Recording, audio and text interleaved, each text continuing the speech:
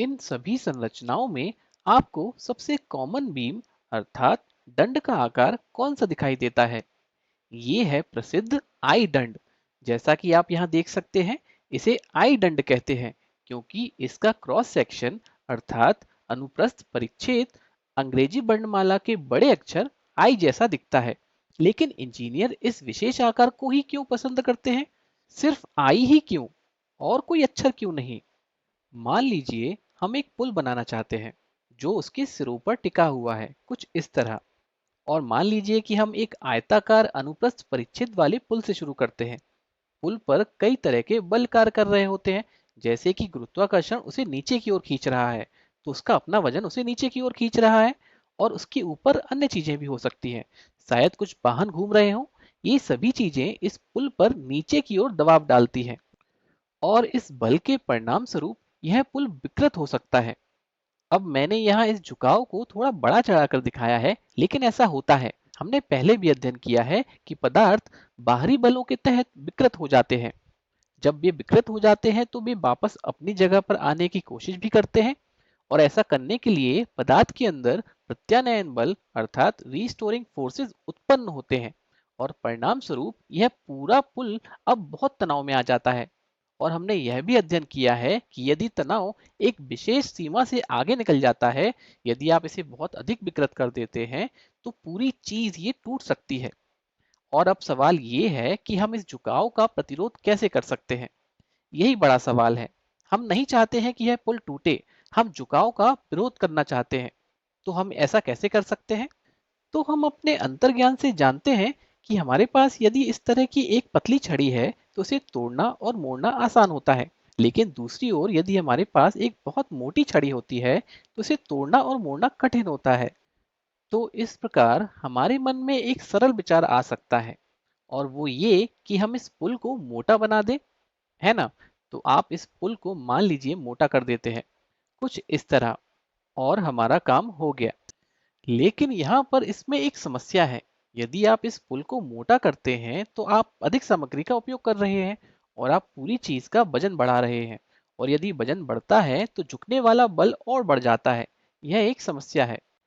और इतना ही नहीं, इसके लिए सपोर्ट को भी मजबूत होना चाहिए।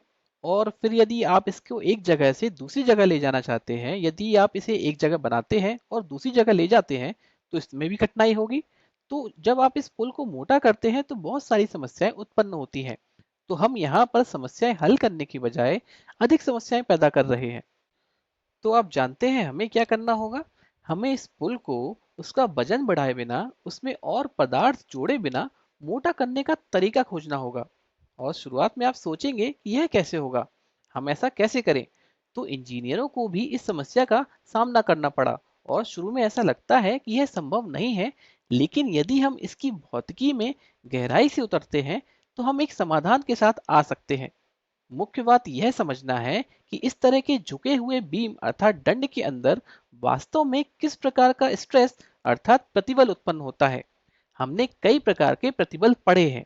हमने तनक प्रतिबल अर्थात टेंसाइल स्ट्रेस, संपीडक प्रतिबल अर्थात कंप्रेसिव स्ट्रेस, अपरूपक प्रतिबल अर्थात शेयरिंग स्ट्रेस, ऐसे बहुत सारे प्रतिबलों के बारे में पढ़ा है।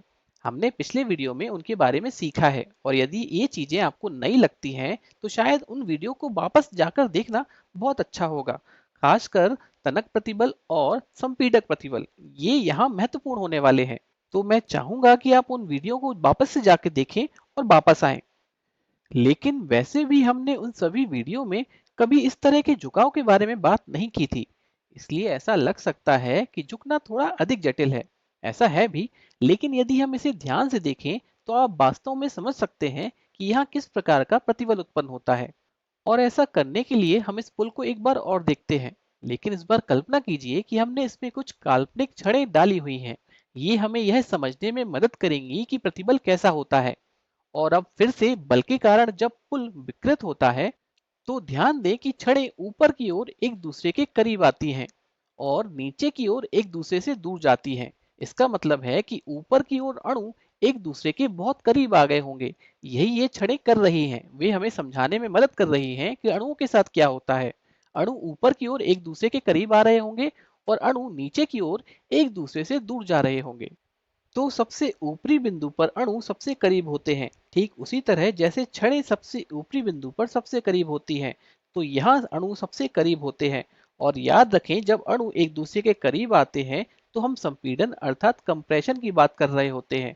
तो क्या आप देख सकते हैं कि यहाँ की छड़ें, चूंकि वे एक दूसरे के करीब आ गई हैं, तो यह ऊपरी हिस्सा वास्तव में संपीड़न के अधीन है।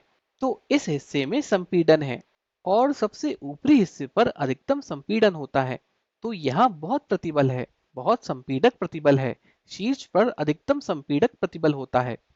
लेकिन ध्यान दें कि ठीक उसी तरह जैसे छड़ें नीचे की ओर दूर जाती हैं, सबसे निचले बिंदु पर भी अणु एक दूसरे से बहुत दूर चले जाते हैं। और इसीलिए सबसे निचले बिंदु पर यहाँ पर अधिकतम तनक प्रतिबल होता है।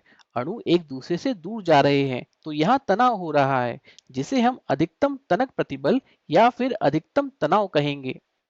तो यहाँ बहुत तनाव है। और ध्यान दें कि जैसे जैसे आप केंद्र के करीब जाते हैं, संपीड़न कम होता जाता है और इसी तरह खिंचाव भी कम होता जाता है। तो आप केंद्र के जितने करीब जाते हैं, संपीड़न और खिंचाव कम होता जाता है और लगभग केंद्र में कोई संपीड़न या खिंचाव नहीं होता है। और इसलिए हम कहेंगे कि यहाँ कोई तनाव नहीं है। अब आइए हम यहाँ वापस ध्यान देते हैं।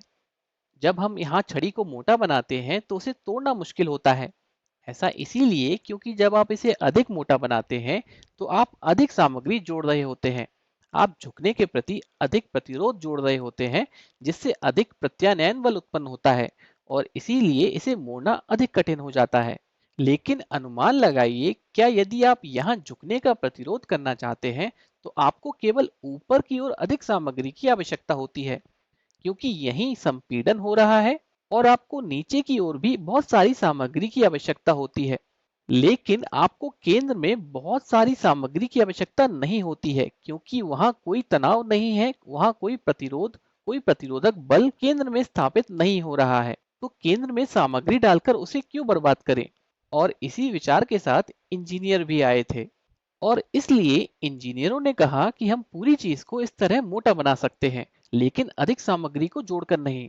हमें बस बीच की सामग्री को हटाना होगा, क्योंकि वे कोई प्रतिरोधक बल प्रदान नहीं करने वाले हैं। तो वहां हमारी सामग्री को बर्बाद ना करें। तो चलिए इस केंद्र से सारी सामग्री हटाते हैं। यहाँ से सारी सामग्री हटाते हैं, इसे केंद्र में बहुत पतला रखते हैं और यह सारी सामग्री शीर्ष पर रख देते हैं। और ध्यान दें कि परिणाम स्वरूप आपको जो आकार मिलता है वह आई आकार का है और यही प्रसिद्ध आई दंड है। तो हमने क्या किया है, हमने उन भागों में इसे मोटा बना दिया है जहां तनाव अधिकतम है, जिससे इसे मोड़ना बहुत कठिन हो गया है। लेकिन हमने पहले से उपयोग की जा रही सामग्री से अधिक सामग्री का उपयोग नहीं किया है, तो इसका वजन पहले जैसा ही है। और इसीलिए इंजीनियर कहते हैं कि यह झुकने का सामना करने के लिए सबसे कुशल आकार है और इसीलिए आई बीम अर्थात दंड अद्भुत है।